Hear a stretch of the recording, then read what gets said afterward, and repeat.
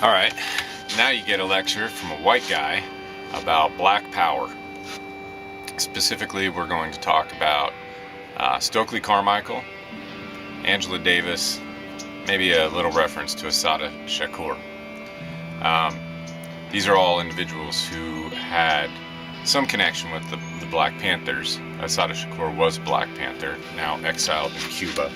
Recently, and this ties up with the Angela Davis reading, recently, I guess in the past year or so, she was, maybe 2 years, she was re-identified as a terrorist and put on the top 10 list of the FBI's list of important terrorists in the world.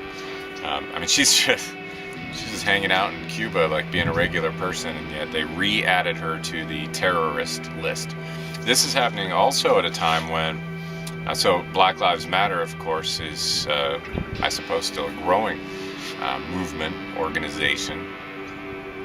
And the FBI, I mean, we should assume from the very beginning that every organization like this, any kind of radical union, any kind of organization pushing for the rights of people of color is going to be infiltrated by the police. And so we should have assumed this about Black Lives Matter before, and in fact, we did assume this. But now it's public knowledge that the FBI has done that, and that they're internally using a term called Black Identity Extremists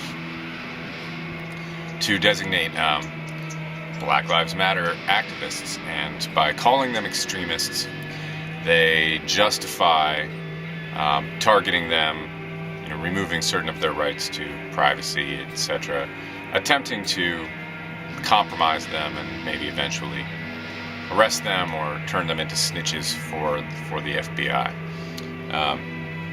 So there's a criminalization of black activism, similar to the criminalization that took place in the late 1960s and the early 1970s, at which point, in case you don't know, the FBI ran a program called COINTELPRO, which did all kinds of nasty stuff. It urged, for example, Martin Luther King to kill himself. They sent letters urging him to do that. They forged documents turning certain members of, say, the Black Panther Party against other members. This is one of the things that happened to Huey Newton. And they outright assassinated people. And they opened up Fred Hampton's door and they shot him, I don't remember what it is, 20-some times in his bed. This is your government. This is your police force. Okay, anyway, so these are all three people with some kind of connection to the Black Panther Party, but only Assata Shakur was a member. Angela Davis and Stokely Carmichael. Maybe Stokely was a member for a while. But they were sort of fellow travelers. They, in a lot of ways, were important supporters and probably even people who built the Black Panther Party. Stokely was invited at one point to be honorary chairman of the party. I'm not remembering right now whether he did that or not. Anyway, so we have these three individuals. And so we're talking about the period of Black Power, which is the period that comes directly after civil rights. And so at this point in the class, we've got a lot of really good documentary footage that we can check out too. So the Black Power mixtape is awesome, like all kinds of raw, original footage, much of which you won't even be familiar with. And it starts off with a whole lot about Stokely Carmichael, and towards the end you get a whole lot about Angela Davis. Angela Davis, of course, is still around. She's a professor, I think, at UC Santa Cruz. Stokely Carmichael changed his name to Kwame Ture. Assata Shakur, that is a name that she selected as well. I'm forgetting what her original name was. Joanne, I'm forgetting her last name. They decided how they wanted to be called, So what I'm going to give you is basically based on the specific speech that Stokely Carmichael gave at Morgan State, which I asked you to read, and this short chapter from one of Angela Davis' newer books. Now I'm forgetting, was it Freedom is a Constant Struggle, and it's a chapter on Michael Brown, and it talks specifically about the use of language. This is the connection between these two texts. They both deal with terms and the defining of terms. General introduction to the period of Black Power can best be had by looking at the Black Power mixtape. But the first thing to know is that, of course, there's the Civil Rights Movement from the late 1950s through the 1960s. The United States involvement in Vietnam is growing through this period. Violent suppression of civil rights protesters is happening. And then there's this wave of assassinations. JFK, Bobby Kennedy, and then Martin Luther King. I might even have that out of order. They shot King. And this is sort of how the Black Power mixtape starts. It's like, well, that was our hope. That was our nonviolent hope. That's how we were going to integrate. That's how we were going to do it civilly. But you shot our civil leader. You shot nonviolence. They destroyed nonviolence. We didn't do it. We being the black community. They did it. They killed King. Now they've demanded that there have to be some kind of other tactics, and the whole language of revolution becomes quite central to Black Power figures. The most famous group affiliated with the Black Power movement is the Black Panthers. Stokely himself comes out of a previous civil rights era organization called SNCC, the Southern Nonviolent Coordinating Committee. But they changed the title of that organization later on in the 1960s, I think, to Southern National Coordinating Committee, because they didn't want to be thought of as nonviolent anymore. They could no longer advocate that the only possible way for change to happen is through nonviolence. They could no longer say everybody ought to sit still and take it if they're being beaten. That's no longer the position that the Black Power movement, or the Stokely Carmichael in particular, who was the first person to start regularly using that phrase. I don't know if he originates it. He's usually credited with it.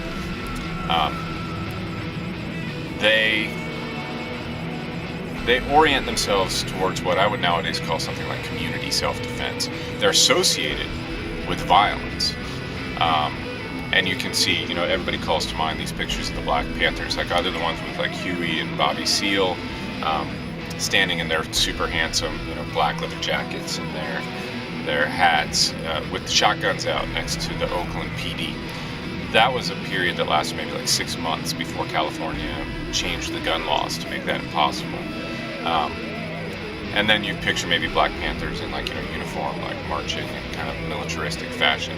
That also is about the first year of the Panthers. That organization lasts for another 12, 13 years.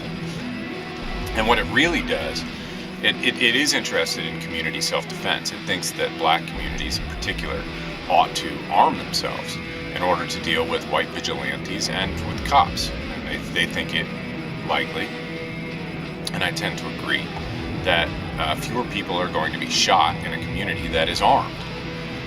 So there is this kind of affiliation with, the means of violence, this affirmation of the right to use violence, but as self-defense. And the real emphasis is about self-defense and community autonomy. That's what the Black Power movement wanted.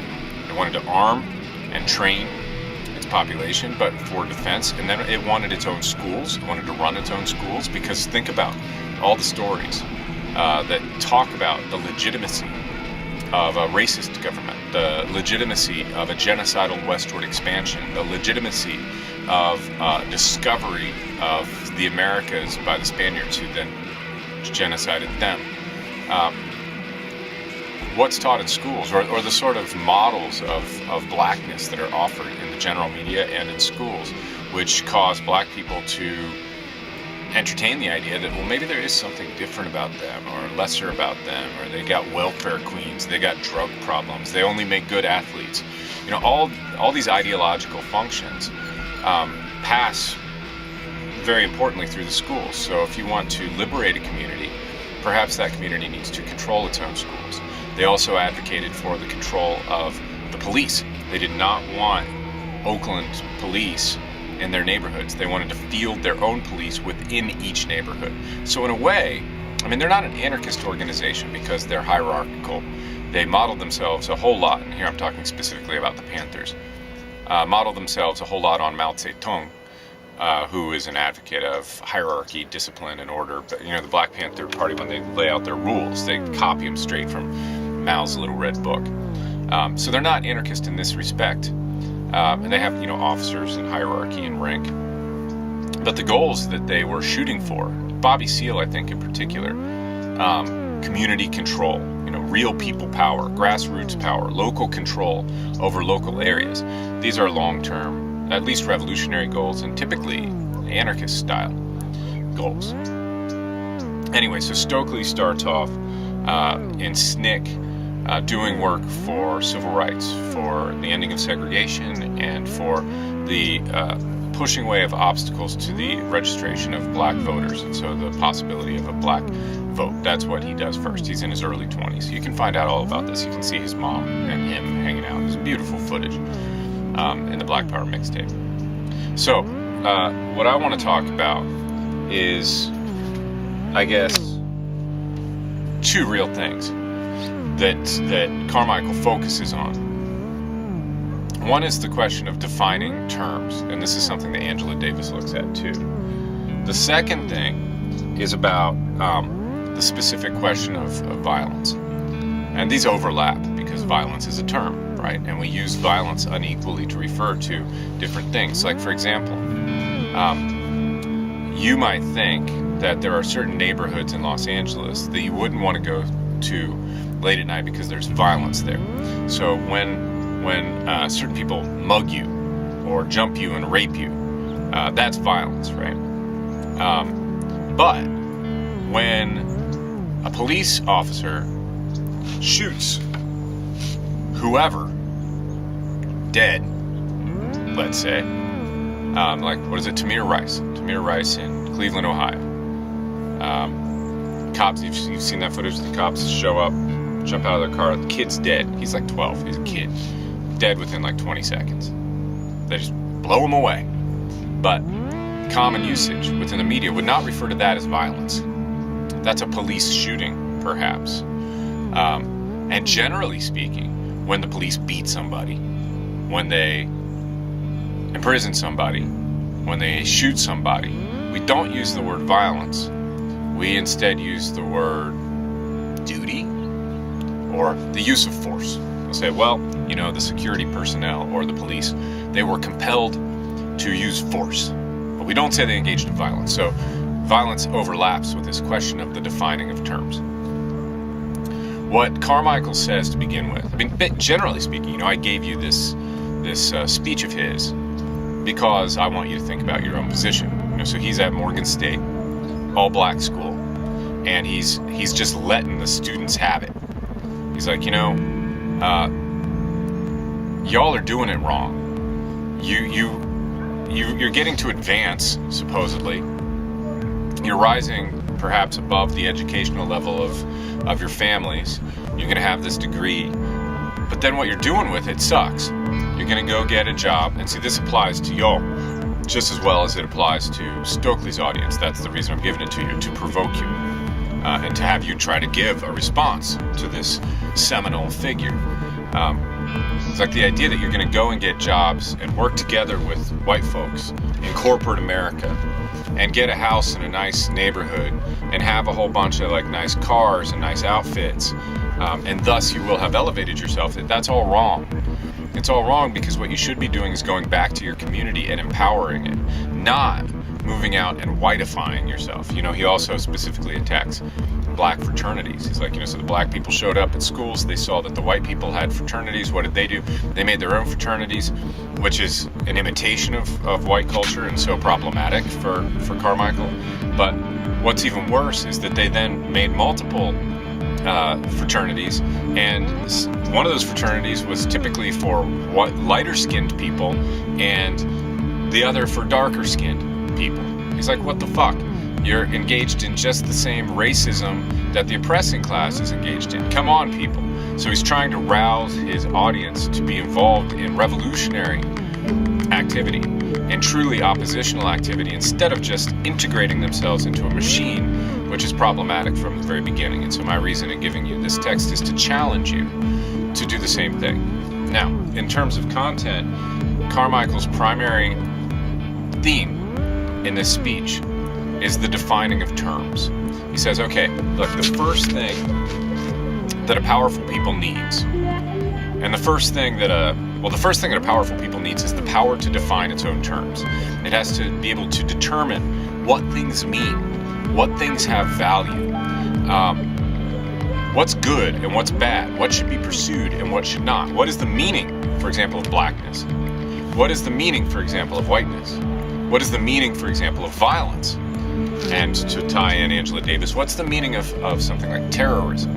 You can't just accept terms as they are given to you, because if you just accept the terms from your environment, which in this class I would refer to as the ideological environment, which is always primarily produced by the ruling power, by the ruling class. And of course there will be little like percolations of alternative ideology just insofar as there really is a revolutionary movement. If there really are people engaging in oppositional activity, they can generate ideology too.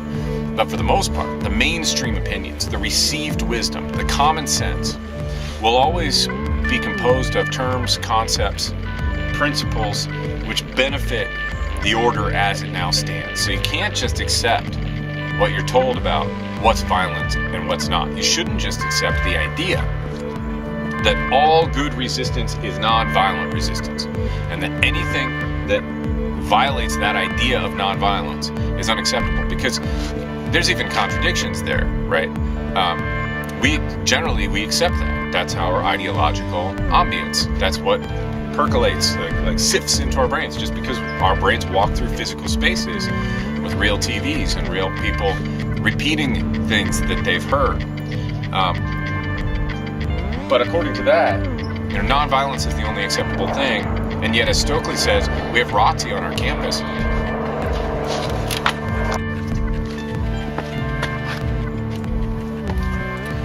We have ROTC on campus.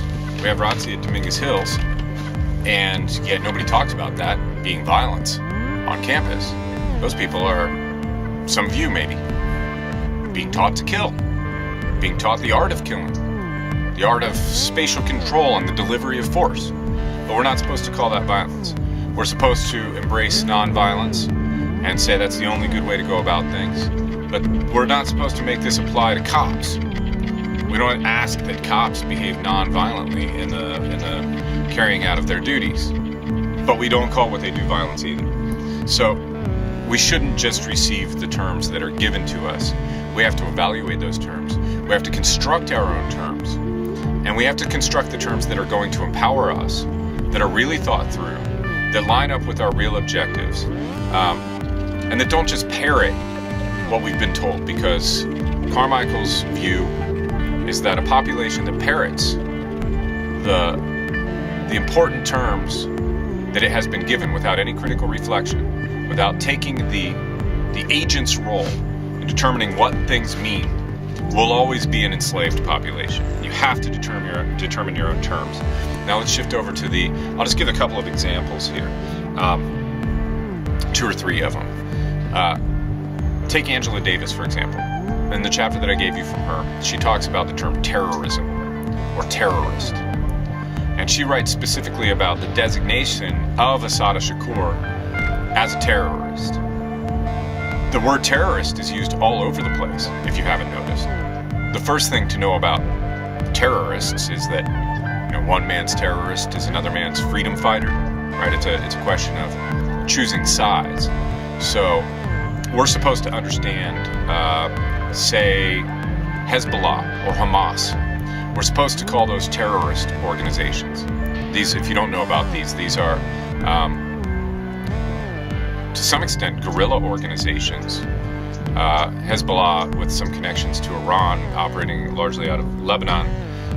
Hamas in the Palestinian territories that are opposed to Israeli occupation of Palestinian territory. Hamas was at one point, a few years back, democratically elected into positions of power within Palestine and the Palestinian Authority, which is a sort of puppet regime typically for the Israeli government. And then the Israelis and then the United States just refused to recognize that democratic election and proceeded to assassinate the leadership, again, some of the leadership of Hamas. Ronald Reagan was in office, primarily, when Al-Qaeda was being constructed. You know, the U.S., together with Pakistan and Saudi Arabia, we constructed Al-Qaeda, and that's not a matter in dispute. Everybody knows that. Osama bin Laden was a wealthy Saudi person who used all his influence, connections, and money in order to build a jihadi movement, a fighting movement, an Islamist fighting movement in Afghanistan. But it was done mostly with United States money, United States guns, and we went through the Saudis and the Pakistanis, ISI, that's their intelligence service, and established this group of fighters, and we did it to lure Russia into occupying and fighting in Afghanistan. We wanted to produce a Vietnam for them, and this is a rare occasion where, like, you know, a United States military strategy actually sort of worked. The being stuck in Afghanistan is one of the significant factors that led to the collapse of the Soviet Union. Probably not the most important one, but it was one. So we constructed this proxy force to fight against the Russians. And there's footage, you can look it up, there's footage of Ronald Reagan hanging out with key figures within Al-Qaeda and the Taliban and referring to them as freedom fighters, because we wanted to use them for that purpose, because like we set them up to be the opponents of Russia, and anybody who's the enemy of our enemy is a freedom fighter, right? Anybody who's against communism is free. There's a term for you to define. Don't just accept that freedom has a meaning. Every damn country in the world wants to convince you that their system is the only one conducive to freedom, that it is identical with freedom. And yet, of course, they're not. You know, the Taliban fighting for freedom, its variety of freedom, you know, imprisons lots of women, for example. And then later on, these same organizations become terrorists. So Davis makes the point that, like, look, in the United States, or say in the United States and in the United States broader geopolitical dealings, the word terrorism and terrorist has a particular role. When you call somebody a terrorist, this is how I think about it. When you call somebody a terrorist, what you mean is that they are irrational. They're motivated by hate or some kind of, like, you know, delusional, psychotic thing, which is not discursive reason.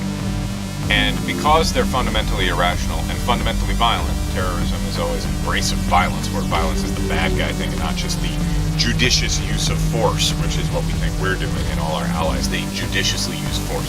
All our enemies, they're violent and they're terrorists.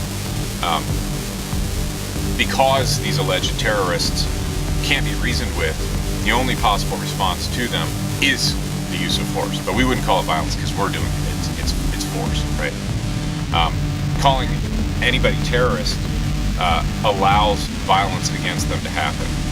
And in the United States, the use of the term terrorist imperils people of Muslim descent and culture, because you're building this ideological identity which regular old thoughtless people then project upon people of a particular sort. So terrorist pretends to be a non-racist category, but it ends up actually being a racist category. It becomes an anti-Muslim and anti-Arab category.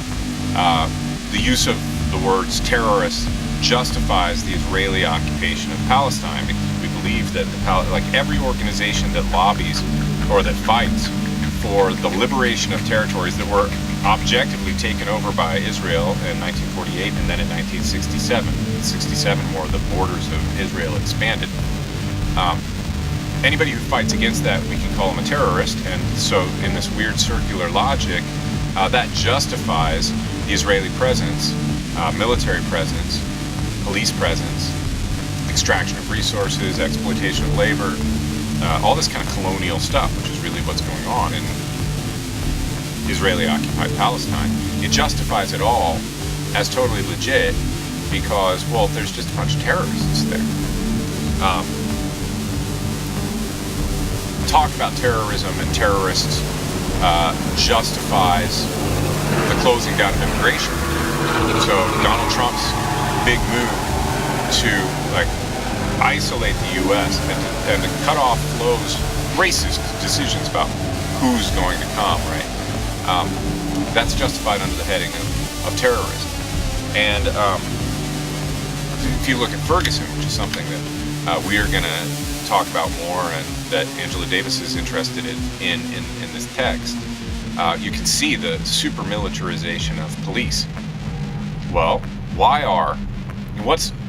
there's two answers to this, but why are American police increasingly militarized? The pragmatic, empirical sort of answer is, well, there's all this military gear, but there's such a strong lobbyist relationship between the military-industrial complex, that means all the manufacturers and in-between agencies of arms, such a tight relationship between the manufacturers and the military, who are the buyers, that it's pretty much guaranteed that there will always be new purchases of equipment. They have to sell more equipment because those companies got to get more tax money into their coffers, and that will be guaranteed because there's a revolving door between the military and military manufacturers. That's a sort of empirical answer. Oh yeah, and so this generates a surplus. And what do you do with the surplus? Oh, you can give it to the cops. And at this point, the cops, this is a part of a larger movement. The cops become a sort of part of a large-scale security apparatus. So it's not only that they're getting more gear, they're also getting more integrated in terms of information flow, in terms of command structures. They're getting more integrated into one overall, really frightening police state. That's one variety of answer. But then there's the ideological answer. Why is it necessary? This is how a congressperson will likely respond to a constituent who has worries about the hyper-militarization of the police where they live. They'll say, well, really this is about terrorist threats. Because we have terrorists and we have a terrorist problem, it's very necessary that the police be ready to deal with full-on, military-style attacks. But then, of course, the armed police don't deal with terrorists because there aren't hardly any. And of course, when we talk about, people who might want to attack the U.S., we never talk about why. What did the U.S. do to them? What is the U.S.'s role with respect to their government? How is the U.S. supporting dictatorial regimes all over the world? Who did they know? Did the U.S. bomb? We never ask these questions. But anyway, there's precious few terrorists in the U.S., and even the FBI is way more likely to investigate organizations like Black Lives Matter, or when it's being a little bit more honest, it'll investigate the KKK, and it'll investigate neo-Nazi organizations, the Three Percenters, militia movements. But that was all before Trump. Now all those organizations, those like militarized white power organizations, are integrated with sheriff's departments and stuff like that. Anyway, they don't actually use that weaponry against terrorists because there aren't any to be found. They use them against poor black people. So Davis' point, and Carmichael's general point is, don't just use terms like that. Don't just accept terms like that. When you see that Assad Shakur has been designated a terrorist, that should make you freak out and think, what the fuck? Look her up. Find out what she's been up to. She's been shopping at outdoor markets, and that's it. The only thing that the FBI could lay at her feet was that she still says that black people in America are treated very poorly and that they ought to, liberate themselves. Watch out for these dominant terms. What about black power? This is Stokely's focus. What about the term black power? He's like, okay, first thing for black people is don't just accept what the mainstream vibe tells you about black power, because what it's going to tell you about black power is it's violence. It's about violence. That's it. And of course, in this dominant ideological logic, we all know that violence is bad. It's bad. And therefore that black power is bad. Carmichael's like, okay, let's back off. Let's realize that the use of the term violence is completely equivocal. And let's not define black power in terms of violence. He's like, okay, here's my position. here's the position of a number of people that he agrees with. It's like, and it's even like where Martin Luther King got by the, shortly before he got shot. It's like the only thing that makes us violent is that we are not willing to condemn young black guys who throw rocks and bottles at cops. We're not gonna. We understand their situation. When we look at James Baldwin shortly, Baldwin will say, like the thing that produces rebellions and riots, the thing that produces forced relationships and violent relationships within black communities and ghetto communities and between black people and police is the fact that large populations, this is largely true for black populations, but it's also, of course, true for Latino populations and certain portions of Asian population, and where I come from in rural Ohio, in Appalachia, there's a whole lot of poor white folk, and the thing that they all share in common is a sense that they're never going to get anywhere. Doesn't matter what you do. Maybe there's this like pipe dream, and this is a racist pipe dream, that you can get out of the ghetto by being a rapper or by being an athlete. But of course, the people who make it out are, a very small portion, and everybody else just sort of knows that they're stuck. That's what produces the violence. Go read Frantz Fanon. You want to understand why certain kids, and it's true for Palestinians too, right? They like to throw rocks at Israeli soldiers. And fucking A, by the way. Because they're stuck. Because they're colonized. Because they're subjected to regular ongoing violence. So Stokely's point is like,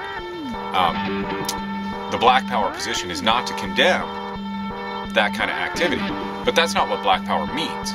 It doesn't mean just random, rampant violence. It means empowerment of black communities and autonomization. The taking over of control of institutions and living circumstances by black people. And he goes on and he talks about violence. He's like, pay attention. Like all through the media, there is bullshit causing your interpretation of the world to lean in the direction of the status quo, to lean in the direction where you affirm the existing power structure. He's like, okay, how about cowboy and Indian movies? In cowboy and Indian movies, if there's battle and sometimes the Indians win. When the Indians win, they massacre the whites. But then when the whites win, I forget what the term is that he uses. They have a victory over the Indians. Massacre, victory. Negative, positive. If you're not looking out for the way that terms are used, if you're not looking for the propagandistic spin that is always imposed, you're going to be a tool of those in power, even if you would like it to be otherwise. You have to start by defining your terms. Another example, and this is still true today, Carmichael's talking about Vietnam. He says, okay, in Vietnam, when Ho Chi Minh's army, when the VC achieved something militarily, it is said that Viet Cong terrorists killing women and children, blah, blah, blah, blah, blah. Now, it's probably true, except for the terrorist part, because terrorist is a meaningless word, except as part of a targeting process. You call somebody a terrorist in order to shoot him, right? Probably true that they killed women and children, but that might not have been their primary objective. But it's war. It's ugly. There's a lot of death. What about when the Americans have some kind of military achievement in Vietnam? Oh, they bomb targets. The VC kill women and children. The U.S. airmen who can feel good about themselves, and we can feel good about them, and we can all be patriots because we know we're good. They bomb targets, as if targets did not include women and children. And of course, the killing that was achieved by the United States in Vietnam exponentially exceeded any of the killing that the Vietnamese did of Americans. If we don't look out for the way this language works, we'll be perpetually reaffirmed in our belief that we're good, our system is as it should be, our leaders are good, things are as they should be, and even injustices around us, police shooting of black people, will get ignored because this dominant interpretation is coming from elsewhere. One key act for becoming independent, one key act for beginning to rebel, I said previously, was to think for yourself. This is just another version of that, is to define terms for yourself. Last term that I'll talk about, and then I'll just make a concluding comment because I got to go help my wife pack paintings at her studio. Your enemy. You know, we accept very easily who the enemy is. And we can think about this in a couple of different ways. So, North Korea is supposedly our enemy. Do you know anyone in North Korea? How then can they be your enemy? Russia is supposed to be our enemy. Have you ever met Russians? I have. They're kind of just like people. Why should they be my enemy? People in the Middle East, maybe, you know, if you go super conservative, then we'll believe that all Muslims are our enemies. I've met Muslim people. They're not my enemy. I've met conservatives. They came closer to being my enemy. And then Carmichael looks specifically at soldiers. He's really taking soldiers to task here. He's like, now these ROTC people on campus, we think of them as being patriots. We think of them as being brave, but they don't have the balls, and here I'm paraphrasing stoically, they don't have the balls, what's the non-gender term for that? They don't have the spirit, they don't have the courage to define enemies for themselves. You become a soldier, you get trained up, you're dropped into a situation, and the person above you says, hey, dude, there's your enemy over there. That dude hates America. Fuck him up. And this alleged courageous person goes ahead and does that. Kills this man over here. Maybe kills a woman over here. Accidentally kills a child over here. Intentionally kills a child over here. All because somebody else told him who the enemy was. Carmichael is desperate. We have to define our enemies for ourselves. And it's not that he's not nonviolent, right? It's not that we don't have enemies. It's that we should be more honest about who our enemies are. For a person living in an American ghetto, maybe the enemy is the police. Maybe for American labor, the enemy is the capitalist. We have to define enemies on the basis of our own experience. That's a big step to believe that you have an enemy. I mean, to say that you have an enemy means that action is required. Potentially violent action is required. We have to take that step ourselves. We cannot allow other people to take that step for us. Okay, so this is the point. Now, the last little detail that Carmichael talks about here. He's like, now think about how people talk about violence. And especially think about how they talk about so-called riots, which probably we ought better to call rebellions. In riots, people are always wondering, like, why are all these black people destroying their own neighborhoods? They're just out of control and they're crazy. Why are they so violent? I mean, one answer to that is like, well, probably the stuff that gets destroyed in a rebellion, like the Watts Rebellion, is in large part not actually the property of the people who destroy it, but of people from outside the community who make a profit off of the people inside it, and profit specifically from the fact that the people inside a particular community have no means by which to leave.